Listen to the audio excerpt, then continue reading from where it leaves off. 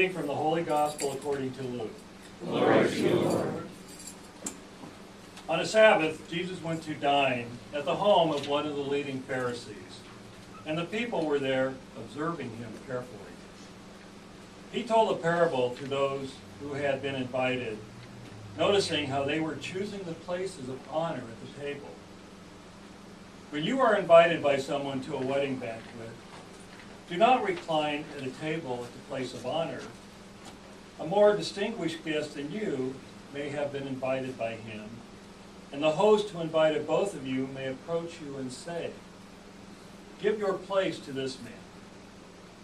And then you would proceed with embarrassment to take the lowest place. Rather, when you are invited, go to the lowest place, so that when the host comes to you, he may say, "My friend, move up to a higher position." Then you will enjoy the esteem of your companions at the table. For everyone who exalts himself will be humbled, but the one who humbles himself will be exalted. Then he said to the host who invited him, "When you hold a lunch or dinner, do not invite your friends or brothers, or your relatives, or your wealthy neighbors, in case they may invite you back and you have repayment. Rather, when you hold a banquet, invite the poor, the crippled, the lame, the blind. Blessed indeed will you be because of their inability to repay you. For you will be repaid at the resurrection of the righteous." The Gospel of the Lord. Praise to you, Lord Jesus Christ.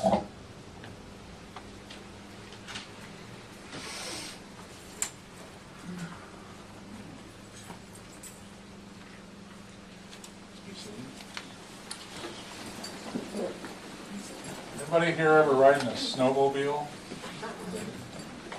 Is it fun? Yeah.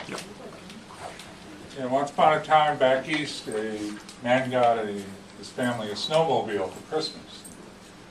They had a bunch of families over for dinner, and he thought he would let all the kids have some fun by taking them on a snowmobile ride. And as he was prepping the snowmobile, all the kids were gathering around, and they were all screaming, "I want to go first, I want to go first." And they wouldn't let up, and this annoyed this man to the point where he finally said to him, "Look, the next person who says they want to go first is going to go last." And that shut the kids up right away. Until his own daughter yelled out, "Hey, I want to go second."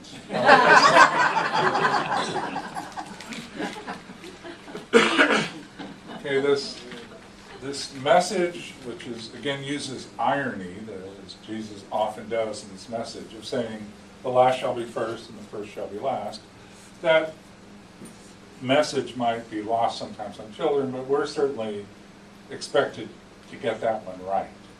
That's a very important thing. And it was important, especially important back in the days of Jesus, because they didn't have Lamborghinis or BMWs, so the only way to show off your prestige was when you went out, and everybody often went out, is where you sat. That was always a big deal. And Jesus noticed that and commented on that, and that's still a problem for us today. If you go to banquets or weddings, we all go to weddings once in a while, this is still an issue. Sometimes it's nice to sit at the head table, where they have 6 forks, most of which you don't know what to do with, right? Those kind of banquets. But I've noticed in weddings, helping couples prepare for weddings, the greatest anxiety they have isn't the centerpieces or getting the tux ready, that kind of stuff. It's all the anxiety they have about the seating chart at the wedding. Because with how expensive weddings are, and you have to account for every seat and table, you have to have place cards and tell people where they're going to sit. And that, of course, is always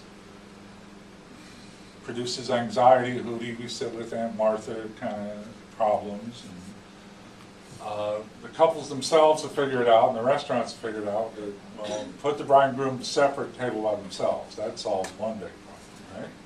But then the couple stuck with everybody else and making those cards and figuring out where it's going to go. And all this is part of a lot of custom and tradition and etiquette and social standing at weddings.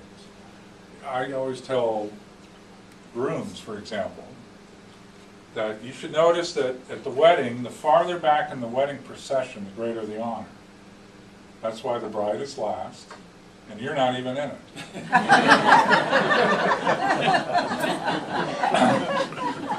That'll give you some idea of where you're standing. And I have to tell brides, you know, I know he's just in the way, but the groom has to be there.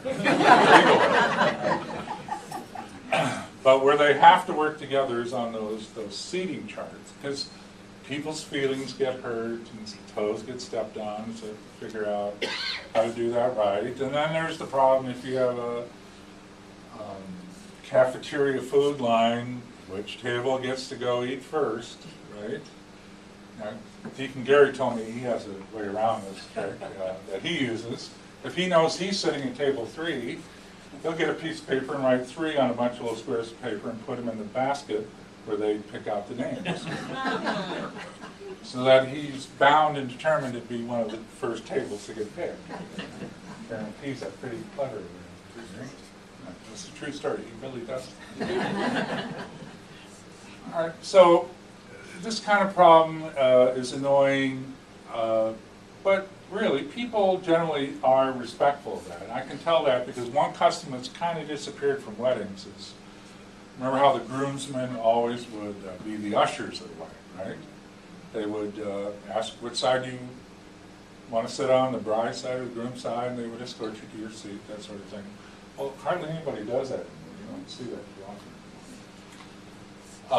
Except for maybe the first row or the second row where people are assigned seats, the parents, grandparents, brothers and sisters. But everybody else finds their own seat. Well, what that creates is a different kind of problem where nobody wants to sit in the third row. Third row, have you noticed this? The third row is often empty or just a couple of people because people don't want to sit in the wrong place, right? Because they're not supposed to sit in the third row or the second row, depending.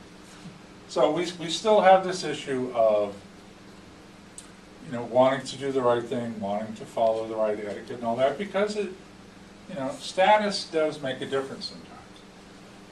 Now, where that becomes, you know, at weddings it may be annoying, but in real life, our desire to be esteemed by others, to want to have a higher place, to want respect, and affirmation from other people, that can become pathological. That can truly interfere. And it all goes back to self-esteem. Now, there's 2 kinds of self-esteem problems here. One is psychological. If you actually think of yourself as being unworthy or a mistake or not worth other people's time and attention, that kind of self-esteem might force you to be a people pleaser or manipulate other people into liking you and all that, and that's a very unhealthy kind of thing. If that's happening to you, I suggest that you come see me sometime, or Glenn, or somebody that can help you with that sort of thing. The other kind of self-esteem, not the psychological kind, the spiritual kind, is what Jesus is talking about in the gospel too. Spiritual self-esteem issues are when we place ourselves as wanting respect, admiration, affirmation, honor, special privileges and all that from other people in an unhealthy way.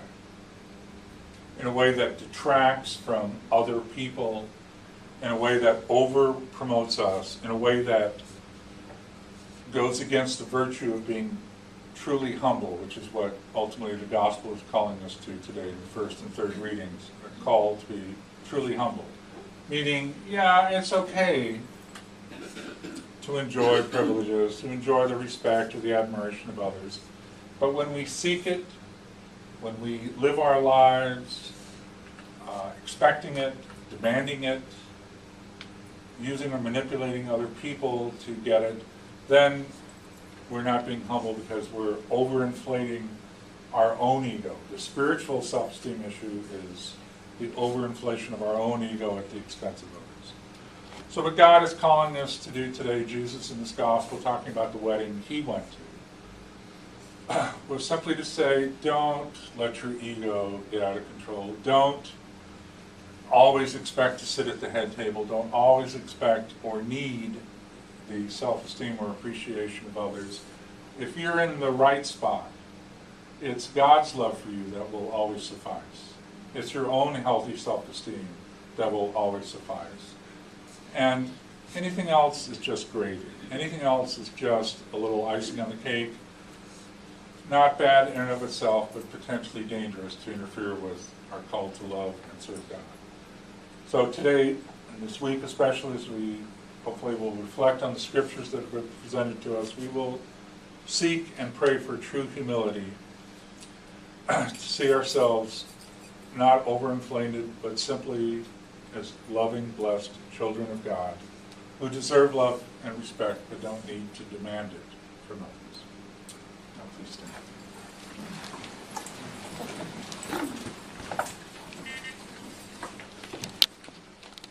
I believe